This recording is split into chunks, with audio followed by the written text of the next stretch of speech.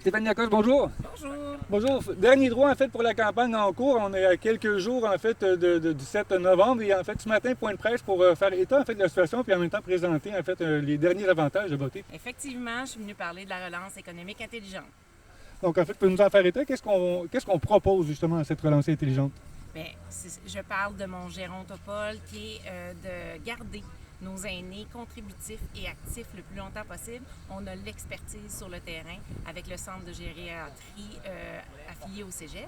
On parle également d'un investissement de 100 millions sur 10 ans dans nos infrastructures routières.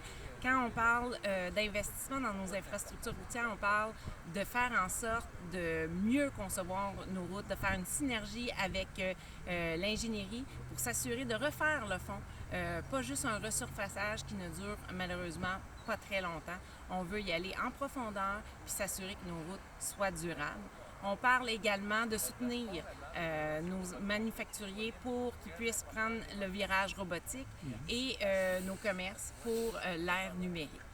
Donc en fait des avantages certains pour les citoyens de Drummondville qui auront à faire le choix. Et en même temps, ce matin, le maire sortant en fait faisait une sortie à l'effet qu'il y avait 47 millions qui semblaient en fait être ajoutés à la dette. Et qu'est-ce qu'on a à répondre au maire ce matin?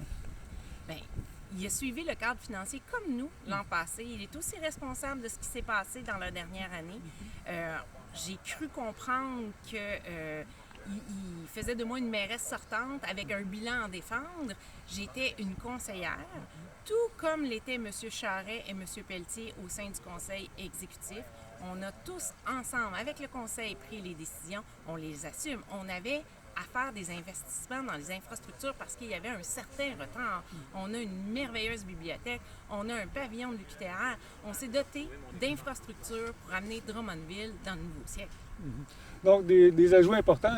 Drummondville devait se mettre au goût du jour. Exactement. C'était essentiel de faire ces investissements-là. Alain Carrier, dans son point de presse, en fait, dans sa présentation de son billet, a fait état justement que la SDED était un enjeu important et qui avait été même prévu ou envisagé de la fermer. Qu'est-ce qu'on peut répondre à ça? Je ne sais pas où il a entendu ça. Autour de la table du conseil, il n'a jamais été question. On reconnaît la part de la SDED dans la vie de Drummondville. Pour nous, c'est un organisme essentiel. On a remis en question les grands événements pour la simple raison que le département des loisirs, ce sont eux qui ont à gérer les emplacements, les barrières de foule, les estrades. Donc, on se demandait si ce ne serait pas facilitant de ramener les grands événements à la ville de Drummondville. Et c'est une analyse qu'on est en train de faire. On n'a même pas encore la réponse. Je ne vois pas du tout pourquoi ils parlent. C'est démagogique et même c'est dangereux parce qu'il y a des employés à la SDED qui ont pu se sentir un peu insécures.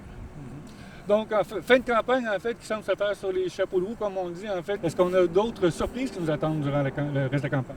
Moi, je continue à aller vers les gens. C'est incroyable la réponse qu'on a sur le terrain. Les gens sont chaleureux, sont heureux de m'accueillir.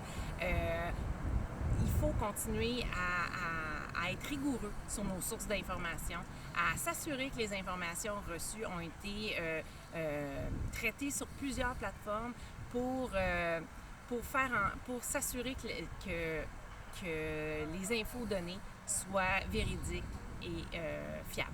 Excellent. Madame Lacoste, on va vous souhaiter bonne campagne, évidemment. Merci, à vous aussi. Merci.